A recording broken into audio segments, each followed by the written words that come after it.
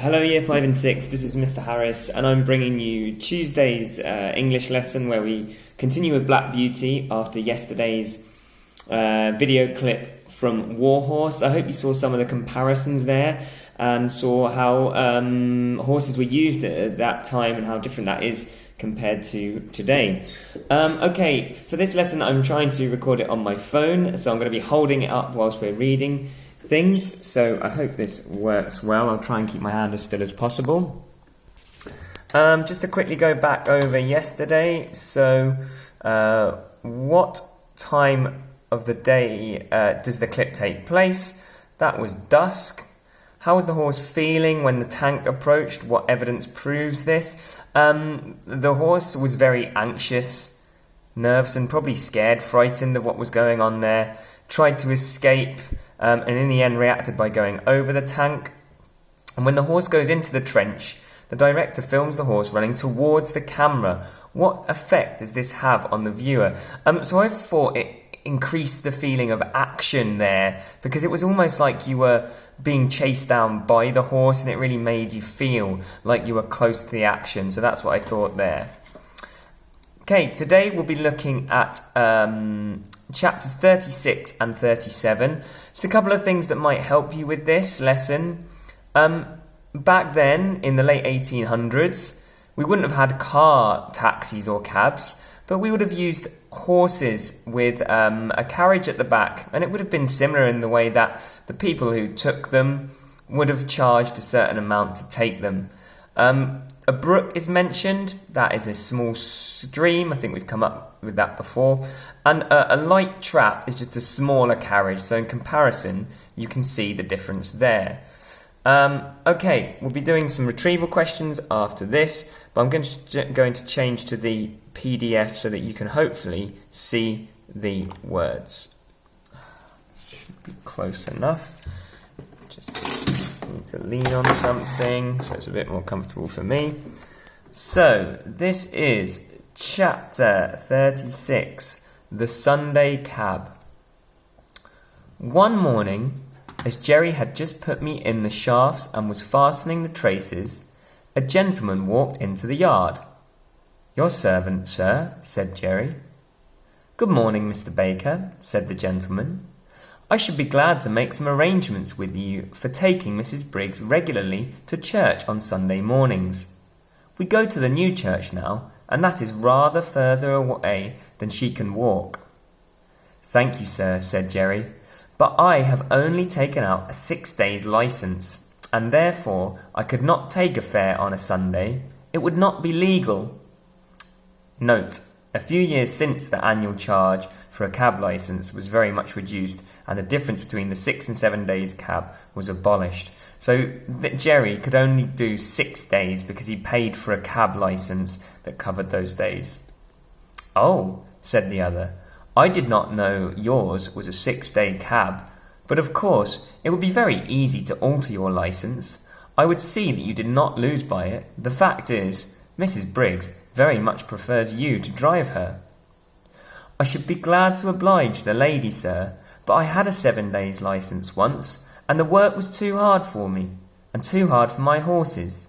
Year in and year out, not a day's rest, and never a Sunday with my wife and children, and never able to go to a place of worship, which I had always been used to do before I took to the driving box.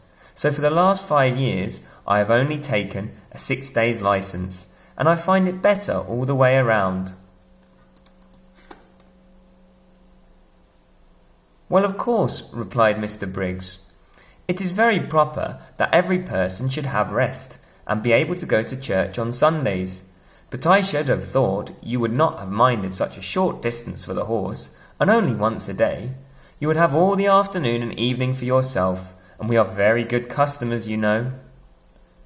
"Yes, sir, that is true, and I am grateful for all favours, I am sure, and anything that I could do to oblige you, or the lady, I should be proud and happy to do. But I can't give up my Sundays, sir. Indeed I can't. I read that God made man, and he made horses and all the other beasts, and as soon as he had made them, he made a day of rest, and bade that all should rest 1 day in 7, and I think, sir, He must have known what was good for them, and I am sure it is good for me. I am stronger and healthier altogether, now that I have a day of rest. The horses are fresh too, and do not wear up nearly so fast. The 6-day drivers all tell me the same, and I have laid by more money in the savings bank than ever I did before. And as for the wife and children, sir, why, heart alive, they would not go back to the 7 days for all they could see." "Oh, very well," said the gentleman. "Don't trouble yourself, Mr. Baker, any further. I will inquire somewhere else." And he walked away. "Well," says Jerry to me, "we can't help it, Jack, old boy. We must have our Sundays." "Polly," he shouted. "Polly, come here." She was there in a minute.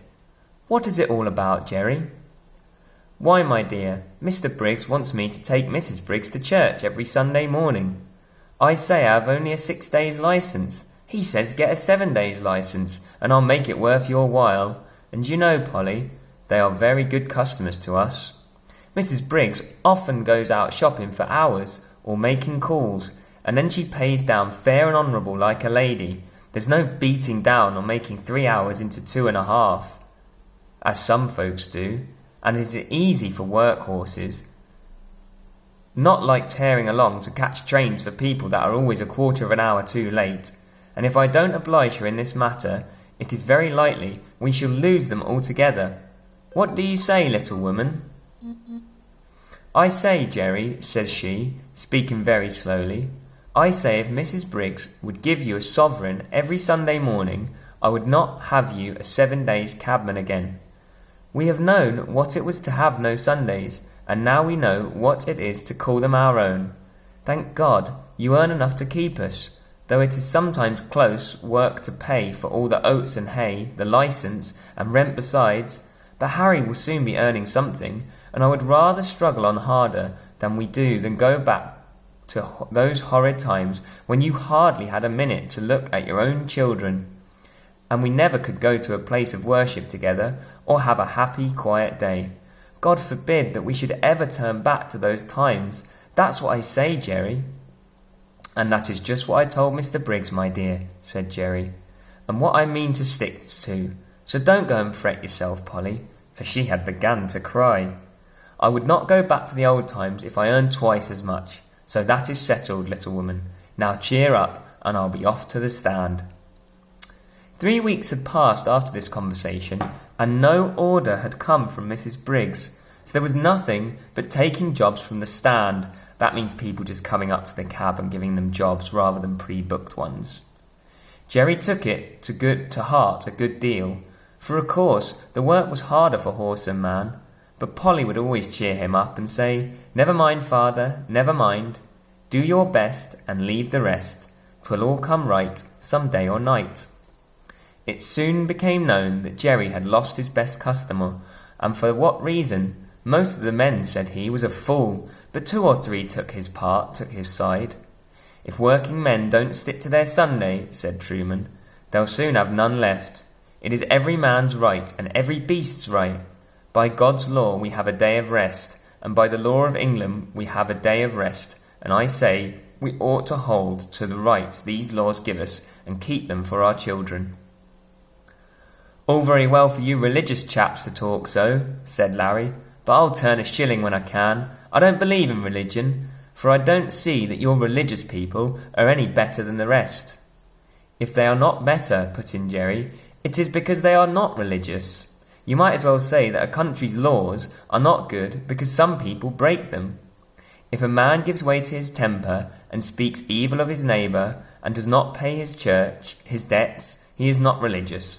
I don't care how much he goes to church. If some men are shams and humbugs, that does not make religion untrue.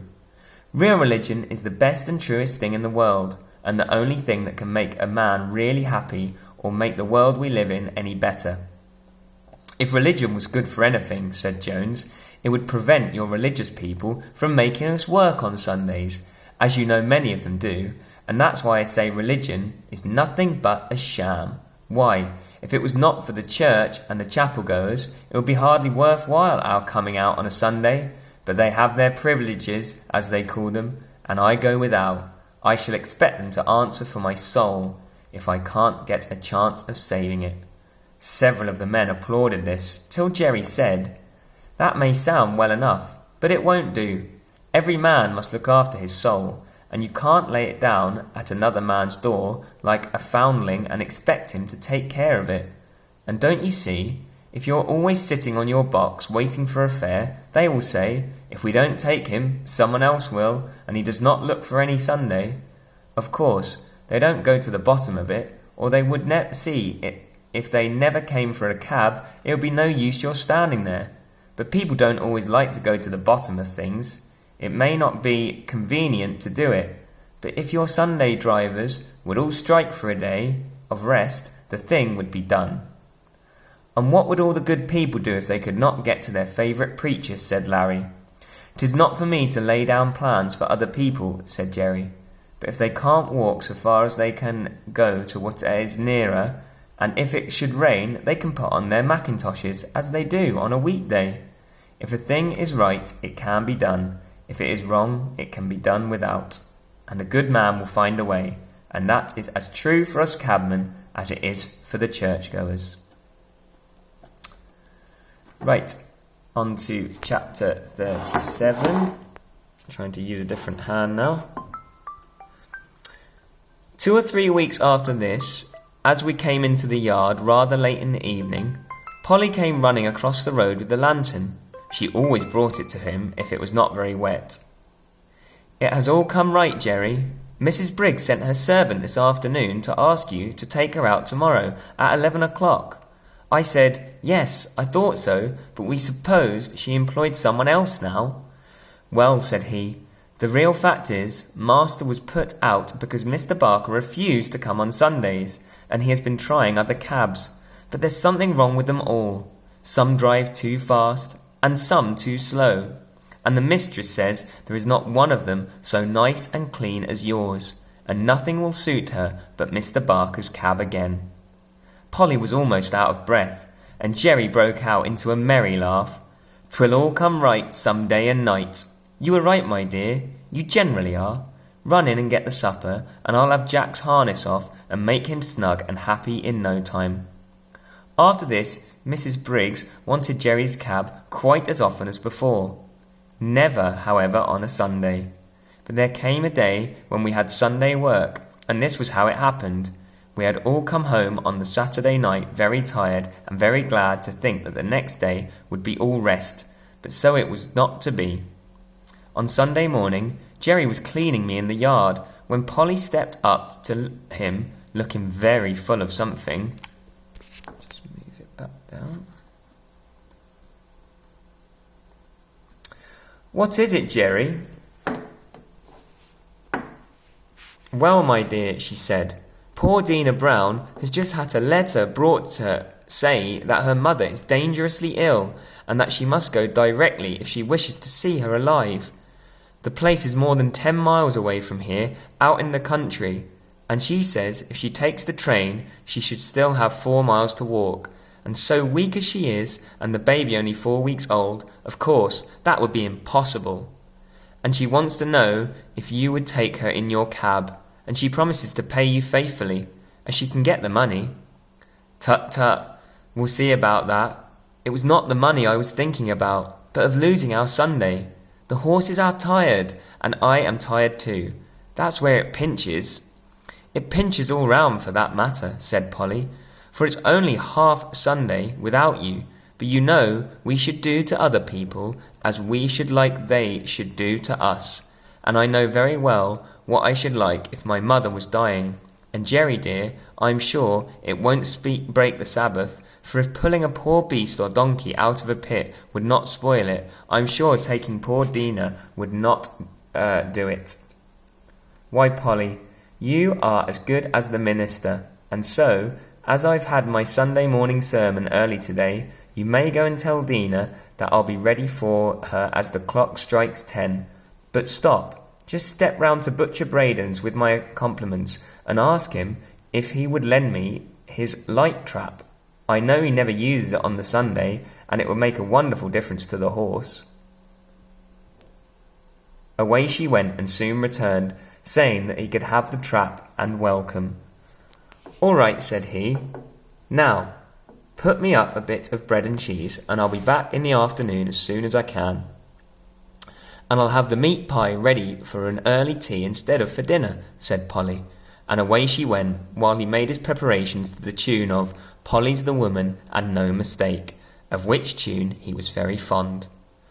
I was selected for the journey, and at 10 o'clock we started in a light high-wheeled gig, which ran so easily that after the four-wheeled cab it seemed like nothing, so that was the lighter trap he was given, so it was easier.